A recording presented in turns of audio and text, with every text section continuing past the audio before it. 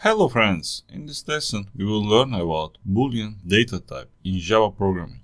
So when do we use Boolean? So we use Boolean when we want to check conditions. For example, in if statement or logical test, we use Boolean value. So a Boolean can have only two values, which are true and false. So let's assign it. I come here, I delete this, I say Boolean, and then I want to check is this option correct or not. So my variable name is correct equals to, I can assign only true or false. So right now I just say true. If I want to run it, I save it and then I compile first and then I run it. You see true appears on the screen. So I can assign false value 2.